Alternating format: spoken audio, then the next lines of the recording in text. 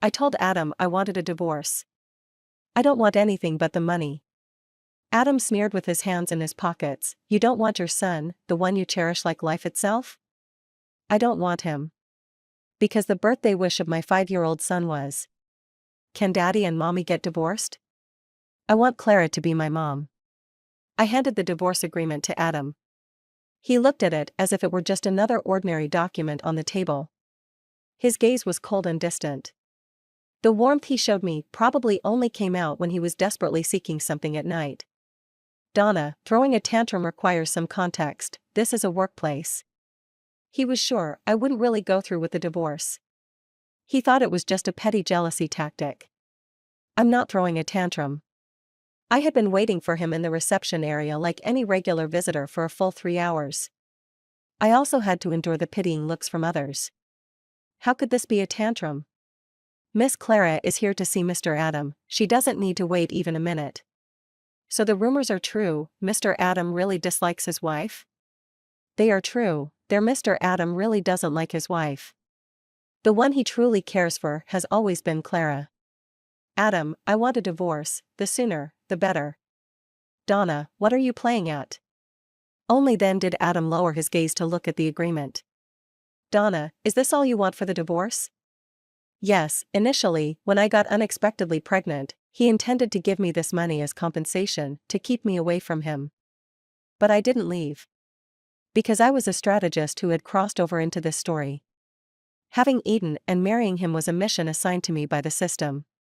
Unfortunately, no matter how hard I tried, I couldn't warm Adam's heart. We had no future together. This money could be considered a late compensation. The $50 million on the agreement was a drop in the bucket for him. But for me, it was a fortune, enough for me to live happily. Adam stood up, looking down at me. The expensive tailored suit made him appear even taller and more imposing. He sneered with his hands in his pockets. Is it just about the money? Don't you want your son, the one you love so much? I smiled faintly. I don't want him. I used to love Eden a lot. After all, he was my flesh and blood. For 5 years, I poured all my patience and love into his growth. Perhaps it was a case of hate the house, hate the crow. Adam had little affection for Eden. When Eden was born, Adam glanced at him and simply said, "He looks a lot like Donna." Then he handed Eden over to the housekeeper. But oddly enough, Eden adored Adam. He had a remarkable talent for language. At just 3 years old, he coldly told me, "Daddy doesn't come home because it's your fault, Mommy." I thought it was just a child's naive talk. Later, when he turned 4, he met Clara, who had come back from her divorce. Afterward, he told the housekeeper, "No wonder Daddy likes Aunt Clara, I like her too. Aunt Clara is gentler than Mommy and knows how to make me happy better than Mommy does. It was just because I didn't let him eat too many candies." He pouted in anger. As I stepped out of the kitchen, I heard his accusations. Holding back my discomfort, I softly said, "Eden, Mommy will buy you new candies. Homemade by Mommy, a combination of pear and hawthorn, delicious and healthy." But he snatched the hawthorn candies I made and threw them into the trash can. He shouted, "I don't want your garbage, I want the fancy candies Aunt Clara brought from Italy." What if I want cavities? I stared at him in disbelief. My son was so much like his father, he was just as unyielding. Especially on his 5th birthday. Both father and son invited Clara. When it was time to blow out the candles, I suddenly heard the long-lost voice of the system in my mind. "Host, sorry to keep you waiting, I'm back." Though no one else could hear its voice, I instinctively stepped outside the hall.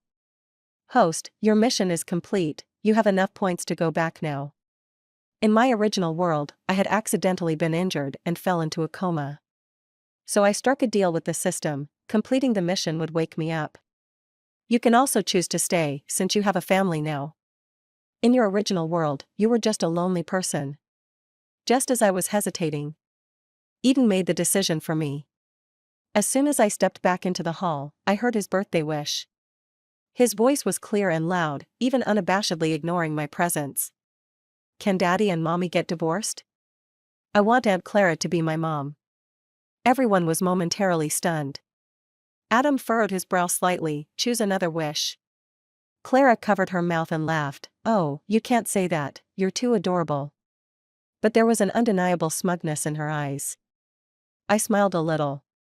Turning to the system, I said, help me go home, I don't want to wait even a second. But the system delivered some bad news. Since the central system has taken on too many hosts, there's now a cooling-off period for exiting the system. I was stunned. The system cleared its throat. Just like your human divorce cooling-off period, you need to wait. Wait for him, damn it. I silently reminded myself to use civil language and asked, how long? 3 years. 3 years? I exploded at the system. It was silent for 3 seconds before saying, consider it compensation for my long absence, giving you an extra third of the points, redeemable for your full health after waking from the coma. Fine, then I'll get the divorce first. That's why I was standing in Adam's office. Adam, let's get divorced. Adam snapped his fingers and lit a cigarette. He exhaled a puff of smoke, laughing with a swagger. Donna, have you forgotten? Who said 5 years ago that she would die without Eden? That was me. That year, when Adam heard the news about Clara's marriage abroad. He tortured me all night. The next day, I came down with a high fever and burned alone in the house for 3 days. In my days, I forgot to take the medication. Later, I found out I was pregnant with Eden. When Adam learned about it, he initially coldly urged me to give up on Eden. I remembered the system's words, giving up now means mission failure. Do you understand the consequences, host? So I had to plead with Adam, if I lose the child, I'll die. If I didn't plead with him, given his ruthless nature in business, he could easily find a way to deal with me. Adam was harsh to everyone, even himself. His only weakness was Clara, whom he had lived with in the orphanage and had saved him. Later, Clara was adopted by a wealthy family. Adam, with his wild nature since childhood, fought his way from a small-time thug to a business tycoon, all to gain the recognition of Clara's adoptive parents and marry her. Unfortunately, before he could present her with a massive pink diamond, he received news of Clara's marriage. It was long after that I learned. Adam proposed to me suddenly. Because of a single sentence from Clara. Adam, I'm married now, I hope to hear good news from you. I looked at Adam's handsome face. But in my heart, I thought, I hope I never see him again. I said lightly, since both you and your son like Clara. After the divorce, you can start a family together, isn't that great for everyone? Adam narrowed his eyes at me. One long-fingered hand lifted my chin. He smiled scornfully, playing hard to get? Then he dropped the smile, his tone turning harsh. Want to play games? I'm in. Add one more thing, after the divorce, without my consent, you're never allowed to see Eden again. Is he threatening me? If it were before, that would have been a lethal blow. Because love creates vulnerabilities. But now, I don't want to love anyone anymore. So I have no vulnerabilities. Under his provocative gaze, I replied calmly, okay. He was momentarily taken aback, his gaze darkening. He grabbed a pen and swiftly scribbled something on the agreement. Then he tossed a copy to me. I picked up the agreement and turned to leave. Adam clenched his jaw. Donna, get out of Adam's life tonight. Fine. I feel surprisingly stable emotionally. But then I pause and smile at him. Are you kicking me out before we even get the divorce certificate? I can't let myself lose out, please pay the alimony in advance. Thanks. There's a hint of anger on Adam's face. But from what I know about him, he can be quite generous when it comes to money. If all goes well, I should receive that $50 million tomorrow. Not bad. I watch as Donna walks out of the office without looking back. Adam feels a bit restless for no reason. At that moment, Assistant Zhang walks in with some documents. He has been with Adam for many years, calling him a confidant wouldn't be an exaggeration.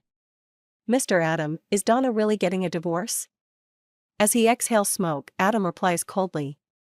It's just a bit of drama, she wouldn't dare. How could she bear to leave Eden? Assistant Zhang chuckles, true, Donna loves you and the child so much. Maybe she's just throwing a little tantrum, you can just comfort her, Mr. Adam. No need to comfort her, from what I know, within 3 months, she'll be back crying and begging for my forgiveness. Assistant Jean laughs, sets down the contract, and walks out. Adam looks down from the 30th floor, watching as the lights of thousands of homes gradually illuminate below. He suddenly thinks of Donna from years ago. The first time under him, she was nervous and scared, like a helpless little rabbit. With red-rimmed eyes and a quivering voice, she said things he didn't understand. Adam, I didn't just come here to seduce you, I genuinely like you. If not, I wouldn't be doing this with you. Adam, please treat me better from now on, okay? Adam leans down, sealing her chatter with his lips, silencing her soft sobs that lasted throughout the night. Over the years, Donna has been obedient and well-behaved. The only thing that infuriated him was how she used their child to manipulate him. She absurdly claimed, if the child is gone, the mission will fail, and I won't exist anymore. He had to punish her. So for 5 years, he never gave her a kind look. After all, she had nowhere to go, she'd stay by his side until the end. He can still hear her naive plea ringing in his ears. Adam, I want to have a lovely child, the 3 of us living in a cozy little home, okay? No. He had no desire for a family at all. He had never had such a thing since he was a child. Now that he has everything under control, he needs it even less. On the day Donna brought up the divorce, he oddly didn't attend the dinner and returned home early. Where's Donna? The housekeeper replied softly, she moved out this afternoon. Adam felt even more irritated inside but didn't show it on his face. He just snorted coldly, she plays the part well. With that, he walked into his study and ignored it further. After receiving the agreement, I returned to Adam. I quickly packed up a few things and got ready to leave. Eden was sitting in the living room, playing on a tablet with candy in his mouth. Colorful wrappers were strewn all over the floor. He glanced up at me and said flatly, Dad, let me eat this. It's from Aunt Clara, mind your own business. I smiled and added, I don't care, you can eat 100 of them if you want. I squatted down and pinched his cheek. You're the one who'll get cavities, not me. Eden, I'm leaving. Where to? I'm clearing space for your new mom, I won't be coming back here anymore. Eden frowned, looking just like his father. Mom's talking nonsense, Dad says you're also an orphan. Besides sticking to Dad, you really have nowhere else to go. Mom, can you be a bit more mature? Aunt Clara wouldn't act so childish, you're too old for this drama about running away. Mom, just go. I won't miss you. With that, he lowered his head and went back to his game. If it were before, I would have gently taken away his electronics. Then I would have asked him, want to play Lego with Mom? Mom, how about we go swimming? Mom will read picture books with you? I would sacrifice a lot of my personal time for quality time with him. Now, I don't care, whoever wants to can manage him. Alright, Eden, I hope you can keep that tough mouth of yours. With that, I dragged my small suitcase out of Adam's door. The sunlight warmed my face. It stung my eyes a bit. Yet, for words surfaced in my mind, live towards the sun. I rented a small apartment in a boutique community with 2 elevators and 1 unit per floor. There's no need to buy, I can't take it with me in 3 years anyway. The community has a pleasant environment, and opening the window reveals the ocean. However, I can also see someone jumping into the sea. A small child slowly walks toward the waves all alone. I instinctively rush downstairs in my flip-flops, crossing a road and a greenbelt to reach the beach. I scoop up her tiny body. Where are your parents? The little girl looks about 3, with big, round eyes like grapes. Her eyes are moist, as if she just cried. But she doesn't say a word, only clutches her little skirt tightly. Ivy. A young, handsome man approaches. I realize I didn't see clearly before, someone was sitting on a hammock in the trees, watching the little girl. Thank you. But don't worry, she wouldn't dare to walk forward. I was watching. The man steps closer to pick her up, Ivy, let's go home with Daddy. But the girl clings to my neck and won't let go. With her plump little lips, she utters, hug. The man pauses for a moment, then smiles and says, this is Ivy's first time wanting a stranger to hold her. This little one is so soft and pleasant to hold. I can't push her away, so I end up carrying her back to the community. To my surprise, they live right next door. The man thinks for a moment and says, "Ms. Donna, Ivy seems to really like you. I know you're single and currently unemployed. It's just the two of us, father and daughter. I keep myself clean, have no bad habits, and I'm a doctor." I hand the child back to him. In a voice low enough for the child not to hear, I say, "Even if you are a doctor, you shouldn't use your child to flirt. Are you looking into my personal information? I just thought you looked like a male model, yet your behavior is so creepy." He looks at me in shock. "Ms. Donna, I wanted to ask if you could help watch Ivy for a while until I find a nanny she likes." "Of course, I'm fine with the pay you offer." Oh, that's what he meant. He clears his throat. "Well, I know your personal information because I'm your landlord." I confirm his identity, and he really is the landlord. I'm someone who can admit mistakes and knows how to be flexible. "Sorry, landlord, I acted inappropriately." Maybe it was seeing the little girl's pitiful eyes that softened my heart. I agreed to help take care of Ivy for a while. She's very quiet and doesn't talk much. During her time away from kindergarten, she often quietly brings her little stool over to watch me arrange flowers or paint. After I finish a task, she claps her little hands and praises me. "Great job, Donna, you're amazing." I made her call me by my name. I like it this way, being friends with a child. Sometimes, I find myself lost in thought for a moment. Eden never acted this way. He always complains, "Mom, so boring. Can you play Lego with me?" Ivy, such a cute and soft little creature, is truly healing. The only strange thing about her is that she often calls out for her mom and dad in her sleep. When she wakes up, her eyes are all teary. My heart aches as I hold her in my arms, soothing her gently. I give her a hawthorn lollipop I made. She pops it into her mouth, her eyes narrowing into little crescent moons in satisfaction. She gives me a kiss, tasting like sweet fruit. When her dad, Gordon, comes home from work, she proudly tells him, "Daddy, Donna's candy is better than the ones you buy." Sometimes she can't bear to finish it all at once, nibbling slowly instead. I smiled, "Go ahead and eat. If you like it, I'll make more." It turned out that what Eden didn't think much of was treated like treasure by someone else. Before the divorce, my whole life revolved around Eden. Even when I was out for a short while, I'd worry if Eden had bumped into something. Maybe it was Ivy's company. Since leaving Adam, I realized I hardly thought of Eden or anything related to him anymore. Instead, the butler contacted me several times. "Without your bedtime stories, the young master seems a bit lost." "He'll get used to it. The young master has a toothache." "Are you coming back to keep him company?" "No, I'm not a doctor." A few days later, I unexpectedly ran into Eden. Gordon had gone out of town for a conference and asked me to help pick up and drop off Ivy for a few days. But I overlooked that Ivy's new kindergarten was the same as Eden's. Gordon really was willing to spend money on such an expensive private kindergarten. I had just carried Ivy out of the car and sent her in when I bumped into Eden. Adam was still sitting in the car, his face expressionless. Eden opened his mouth, wanting to shout, "Mommy," but then swallowed the words.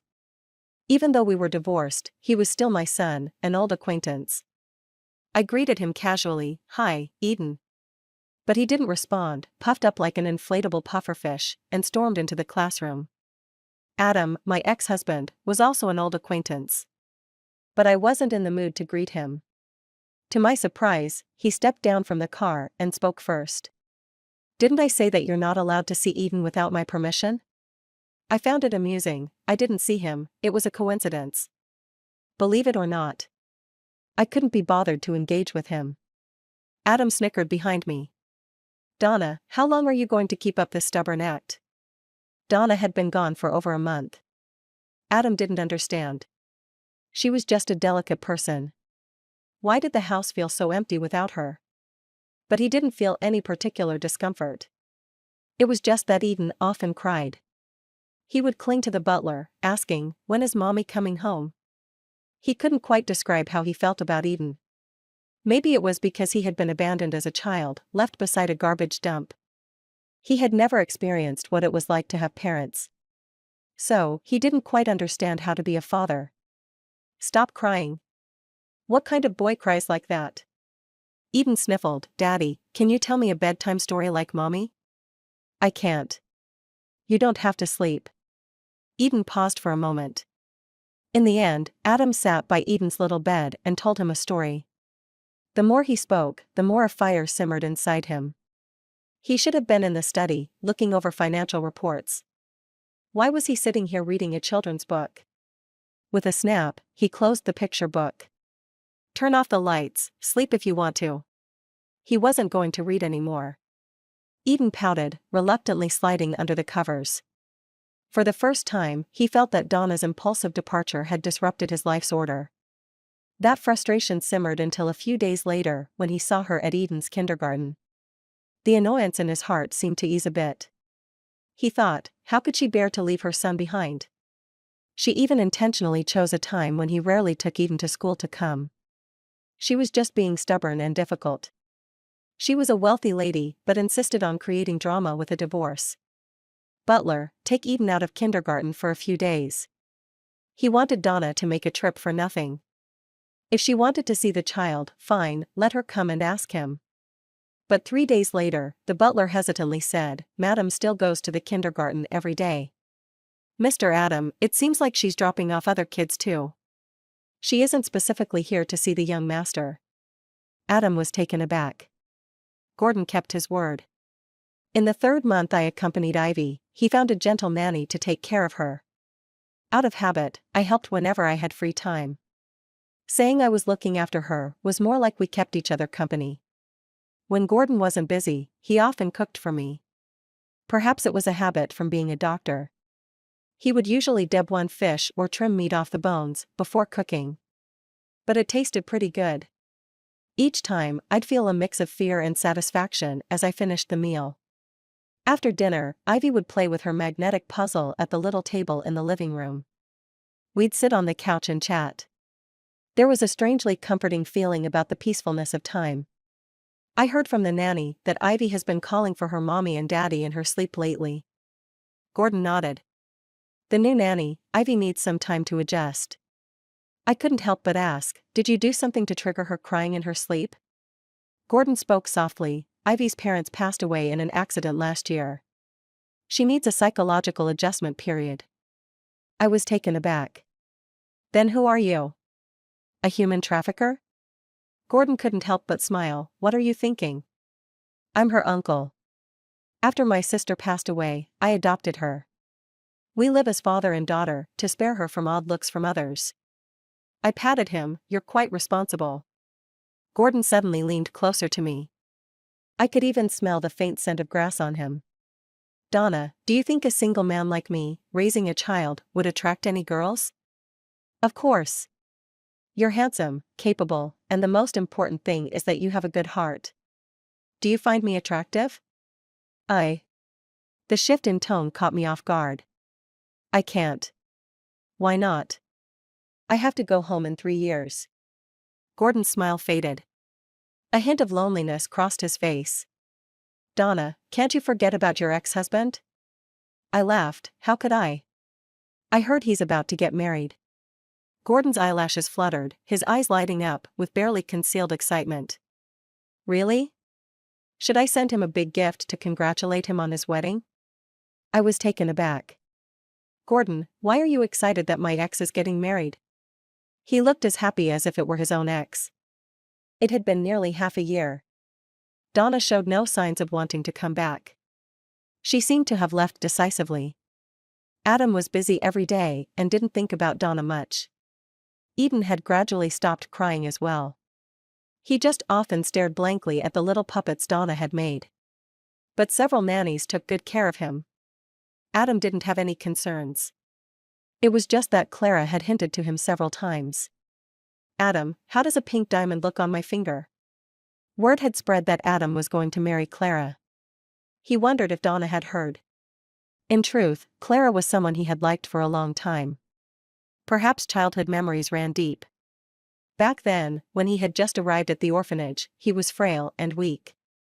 But his gaze was fierce, like a wild little leopard that refused to give in. He often got bullied by the other kids at the orphanage. One day, he was badly beaten by them. Clara had called the director, and the kids dispersed. Clara had smiled and handed him a fruit candy.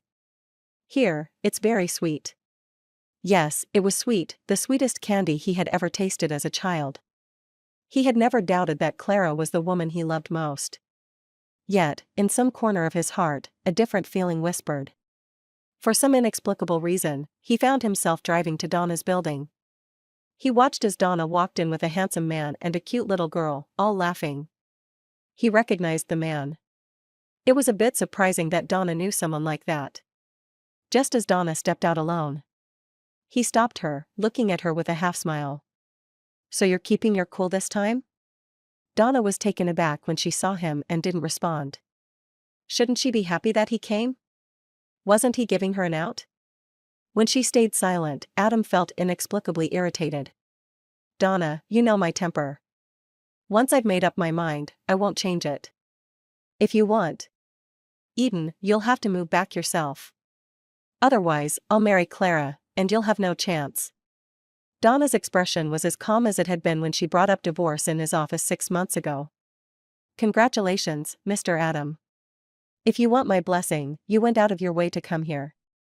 Adam felt a sudden, painful twinge in his heart. A surge of unnamed anger flared up. "Donna, do you think you've snagged a rich guy?" I was momentarily stunned. "What?" Adam scoffed. "The heir of the Smith family in Nan City, Gordon." I had vaguely heard Adam mention him before. In the business world, the Smith family was the toughest opponent he faced. They played both sides and had deep pockets. Gordon may seem like a small-time doctor, but he's the only heir of the Smith family, destined to inherit their business. "You really think they'd marry a divorced woman like you?" I didn't like what he said. What's wrong with being divorced? Is that a woman's problem? Many divorced women just had bad luck with lousy men. "Adam, it's lucky you have some money, or with that temper of yours and your penchant for emotional coldness, after your divorce, you'd just be the kind of man who ridicules his ex-wife. In my hometown, you'd end up lonely for life." It was rare for Adam to be at a loss for words, and his face fell. But I felt a strange sense of satisfaction. Ignoring his dark expression, I turned to leave. Unexpectedly, I came face to face with Gordon, who had been eavesdropping in the corner. I cleared my throat. "I'm usually pretty gentle, really, you believe me?" Gordon nodded. "I believe you." As we walked, we suddenly exchanged a knowing smile. I asked him, "What are you laughing about?" "Donna, you're kind of cute when you curse." "Of course. I think what you said makes a lot of sense." Even though I wasn't a teenager anymore, being praised by a good-looking man who showed interest in me made my cheeks flush. I quickened my pace. Gordon followed at a leisurely pace. "Donna, the most important thing is, my marriage is my own decision, and it has nothing to do with the Smith family. Did you hear that?" A week before Adam's wedding, Eden unexpectedly showed up with the butler. He was almost 8 now. He'd lost his baby fat, grown taller, and looked just like Adam. "Hi, Eden." His eyes were slightly red. "Mommy." I took Eden upstairs. "Did your dad agree to let you come?" I knew the butler wouldn't dare bring Eden without Adam's permission. Eden nodded. "Mommy, do you really not want me anymore?" I smiled slightly. "Mommy hasn't given you up, it's always been you who didn't want me." "Then why don't you come home?" I sighed. "I divorced your dad, and divorce means we don't live together." Eden turned his head away, his gaze dropped to the floor. "Can't you come back for me? You say you haven't given me up?" "Eden, why should I go back because of you?" Though he was young, Eden was very smart. I wouldn't treat him like a little kid because he could understand. In the past, I was so desperate to survive my challenges and to have the family I dreamed of, a loving husband and adorable children, that I became obsessed. But like sand in your hands, the tighter you grasp, the faster it slips away. In those 5 years, I revolved around you and your dad, losing myself. That kind of self-sacrifice doesn't mean anything, it didn't make me happy. Only by loving myself first can I love others. Eden, there's nothing wrong with mommy choosing to love herself first. Eden seemed to understand, sort of. He muttered quietly, then why didn't you take me when you divorced? I told him seriously, I could take you, I don't have to go back to my own world. After all, I gave birth to you, so I do have a responsibility. But Eden, think about it carefully. If you live with me, there won't be any luxury cars picking you up or vast wealth for you to inherit, and no team of nannies and drivers surrounding you. All you'd have is an ordinary life, just like what you see in front of you. Would you be okay with that? Eden lowered his head and fell silent. I know my child well. He has his own choices. Suddenly, there was a knock at the door. When I opened it, a pink little whirlwind rushed into my arms. Donna, I want to eat pear candy. Ivy blinked when she saw Eden. Donna, is this handsome big brother your son? I smiled and nodded. I handed Ivy some pear candy I had made. Here you go, mommy makes it really well. It's healthy and delicious, way better than the fancy candy you buy outside. Eden took the candy. Then suddenly cried. Mommy, I'm sorry. I knew he was thinking about how he had thrown away the candy I made, treating it like garbage. Sometimes, things you throw away with your own hands are really hard to get back. Love is like that too. Adam married Clara. The wedding was extravagantly grand, trending in Nan City. In the pictures, Clara was all smiles. But Adam's face was expressionless. Eden, dressed in a little suit as the ring bearer, wore a look just like his father's, showing no emotions. However, his birthday wish from when he was 5 finally came true. Let's just say, son, you wished for it, so you have to take it. Oddly enough, the happiest ones about Adam's marriage were Gordon and Ivy. The father and daughter insisted on dragging me to their vacation villa. Donna, there's a beautiful starry sky over there. And we can set off fireworks. Ivy twirled around happily. I love watching fireworks. Seeing Ivy slowly emerge from the shadow of losing her parents, becoming happier day by day, made me quite happy too. Under the night sky, we ate hot pot and sliced watermelon. The stars above were countless, and fireflies flickered around, while frogs croaked near the pond. Honestly, the life I wanted wasn't so different from this. As Ivy handed me watermelon, she asked. Donna, you're not sad about your ex-husband getting married, right? I almost choked on the watermelon. Who told you to ask that? Dad didn't tell me to ask, I just wanted to know. Gordon, who was pouring tea, suddenly shook a bit. Donna, don't be sad. You still have us. Even if that handsome guy calls someone else Mom. But you still have me, I can be your baby. I smiled and pinched her little chubby face. What else do you want to say? Just say it all at once. Ivy cleared her throat like an adult. If you think it's not enough for me to be your baby, my dad can also be your husband. Now it was my turn to be startled. To ease the awkwardness, Ivy loudly asked Gordon, who seemed busy but wasn't really doing much. Right, Dad? You can, right? You can be Donna's husband, can't you? Gordon softly hummed in agreement, his ears slightly turning red. Then he looked up at the sky, at Ivy, at the trees and flowers, but he wouldn't look at me. Happy times always feel like they have an accelerator. 3 years flew by in a flash. Honestly, I had a pretty good life after the divorce. The only regret was why I didn't divorce Adam sooner. Host, on the 3rd of next month, at 4 p.m., the program will start. Stay or depart? When I heard my answer, the system seemed a bit surprised. Are you sure you want to leave? Donna, I thought you would choose to stay. Adam couldn't tell if he married Clara because he liked her more or just to get under Donna's skin. Life after the wedding was pretty mundane. Nothing changed, yet everything felt different. For some reason, he developed a habit of drinking. A few shots would numb his nerves, and suddenly he felt more alive. Otherwise, when he was sober, he always sensed Donna's lingering presence in the house. What the hell? Drunk, and you still see Donna? The voice he heard was cold, not at all like the soft-spoken Donna. I'm Clara, of course I'm not Donna. Adam, you still have Donna in your heart. Why did you even marry me? The alcohol made his head pound, and he couldn't think clearly about it. Did he really have Donna in his heart? Maybe not? He had always been indifferent toward Donna, feeling she was just there. Did he? He vaguely remembered feeling a bit sad when Clara got married abroad, but he never regretted not chasing after her sooner.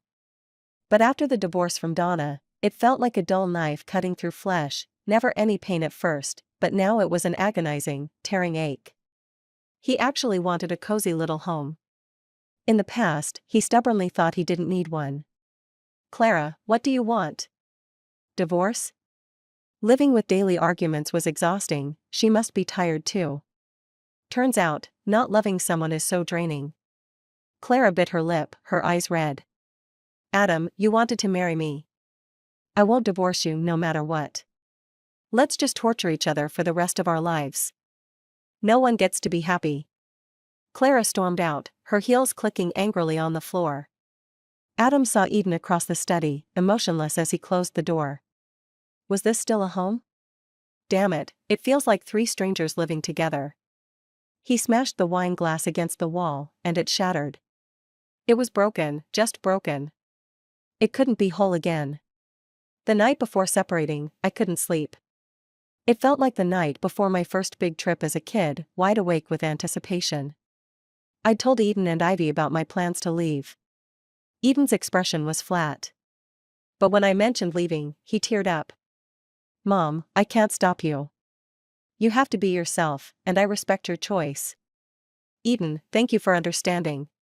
After all, we're mother and son. There's no deep hatred, but we're not close either. Our bond is something we can't just cut off, it feels right to respect each other this way. Ivy's eyes were red from crying, trying to act brave. Donna, I'm fine. If you want to go home, just go. But you have to think of me while you're there. I wiped her tears, my heart aching. You make it sound like I'm going to heaven. I'm just going home, sweetheart. No crying like this. Ivy pouted, my dad is crying too. I was taken aback. Gordon crying? That big guy over 6 feet tall? I hadn't seen him in over a week. I heard the place had been busy, he was even skipping sleep. After some thought, I decided I'd see him one last time. I had never witnessed such chaos in a hospital. Blood sprayed all over the walls. A crowd of doctors and nurses pushed patients toward the operating room. I caught a glimpse of a patient lying there in a white coat. My pupils constricted, who was that patient? I couldn't get in, but someone nearby told me, a middle-aged patient attacked the doctor and then jumped. That doctor, Hugo, is such a good person. It's heartbreaking. I pressed my hand to my chest, my heart racing. I knew Dr. Hugo, he was Gordon's colleague and a kind, gentle doctor. Then I heard some family members of patients complaining. Gordon is so cold-hearted. He didn't rush to save Dr. Hugo, but went for that criminal instead. Maybe he's jealous of Dr. Hugo's skills. Perhaps other doctors were already saving Dr. Hugo, and Gordon couldn't get in, so he went for the criminal. Nonsense. They didn't understand anything. Gordon wasn't that kind of person. I didn't have the energy to argue with them, anxiously waiting for news from the surgery. The operating room doors opened. There were 2 good pieces of news. Dr. Hugo is stable and out of danger, it's a medical miracle. They also revived the criminal. Only then did I breathe a sigh of relief. I felt ready to confront those ignorant family members. Dr. Hugo is in the hands of highly skilled doctors.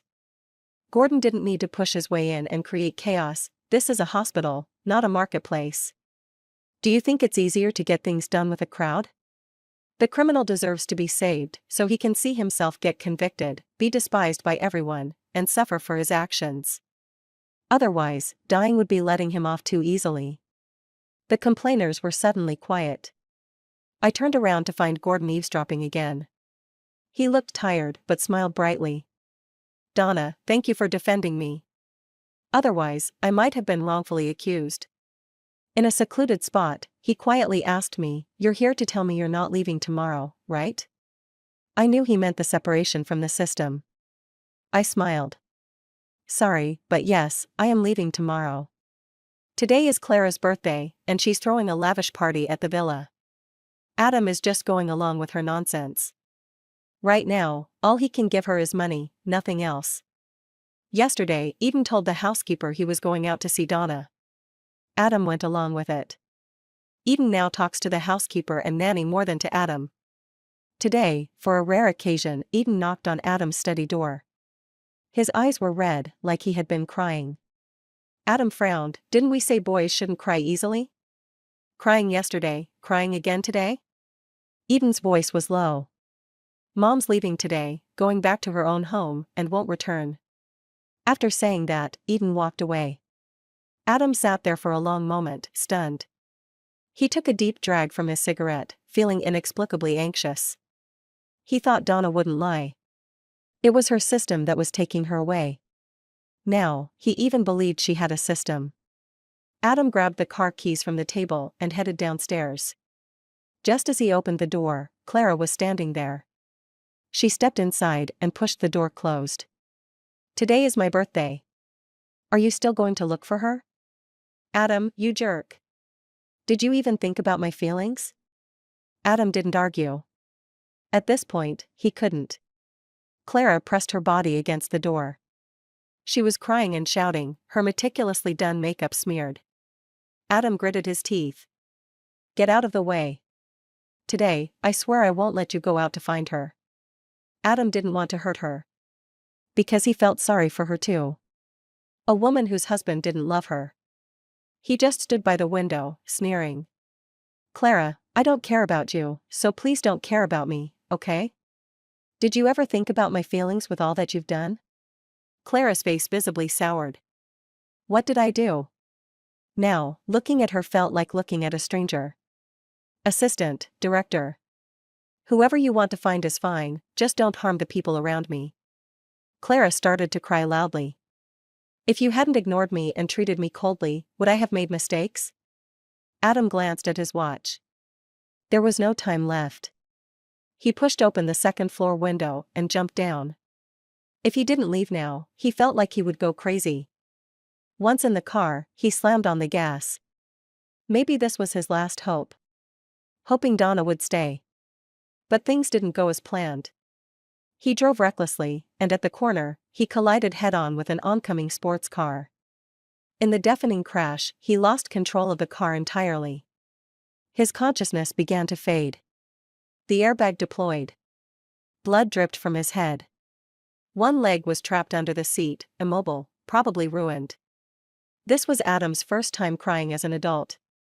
Crying like a child. He knew he'd missed his chance. He would never have a chance to keep Donna. Today is the day I leave. But I didn't leave, and no one knows. I finally found Gordon and his daughter. In the afterglow of the sunset, Gordon stood there like a fine sculpture. He looked at the coastline in the distance quietly, with a lonely and decadent expression. And Ivy was digging sand with the small shovel I gave her. While digging, she kept mumbling. I walked closer and listened, and laughed. Crab, don't pinch me. Donna left, I thought of 100 happy things to hold back my tears. Dad can hold back, so can I. If you come to pinch me, I will really cry for you to see. I squatted down and took away all the little crabs in the sand. Dig, baby. Ivy glanced at me, suddenly stunned, and then turned around and shouted. Dad, come quickly, I have hallucinations in broad daylight, I saw Donna. In the sunset, Gordon slowly raised the corners of his lips, and there was a little red at the end of his eyes. Ivy, it's true. Donna is back. Ivy was so happy. Donna, you're not leaving, right? Gordon put his hands in his pockets. Didn't you say you were going out today? I pointed to the cake beside me. Today is your birthday, can't I go out and buy a cake? Gordon's smile brightened visibly. Ivy spun around on the beach. The waves chased her little feet, making her laugh happily. Gordon's eyes flickered. Hey, it's not because of us that you're delayed from going home, is it? I'm so embarrassed, Donna. The corners of my mouth rose. Gordon, you need some tea. Of course it's not because of you. It's because I can't go back for the time being. Yesterday in the hospital, the system was still complaining. Women are fickle as expected. You said you wanted to leave last month, but now you want to stay? System, I beg you, can you use my points to keep Dr. Hugo alive? Because the system told me that Dr. Hugo could not be saved, and a genius doctor died. Okay, but the points will be cleared at once, and you will have nothing and can't go home. It's okay, system, I'll save more, and if it's not enough, I can just use your points and borrow from you. The system was angry. You are so shameless, don't always think about using my points, I am a stingy and selfish system. No, you are a kind system. I know that there is actually no 3-year cooling off period. The system made it up. The central system will not set such a broken rule. Because the system wants me to live happily more than anyone else. In that world, I was a lonely vegetable, and I had no relatives or friends when I woke up. The system hopes that I can find my own happiness in this world.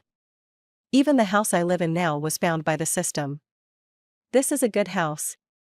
I feel that you and I will both get rich if we live here. It's a system. What kind of fortune can it make? It's just introducing me to people with predestined relationships. The system didn't go in vain. Thanks to it, I met Gordon and his daughter. I made a deal with the system and used up all the points I got back to exchange for Dr. Hugo's life. So I can't leave. When I finished this sentence, Gordon suddenly froze, and then hugged me tightly in his arms. A string of cold liquid flowed into my neck. Donna, thank you. You are really good, really good. Ivy clapped her hands and laughed beside me. Dad, are you embarrassed? You are so old, but you can cry more than me. I smiled and pushed him away. Yeah, a 1.8-meter tall man cries like this, is he going to make a C? Gordon stood up straight and coughed lightly. It's not 1.8 meters. I was stunned for a moment. What do you mean? It's 1.887 meters, my height. I laughed happily, and Ivy laughed too. Until the sunset sank into the coastline. Our family of 3 was covered in the afterglow of the sunset. We hugged each other and went home, back to our home. End.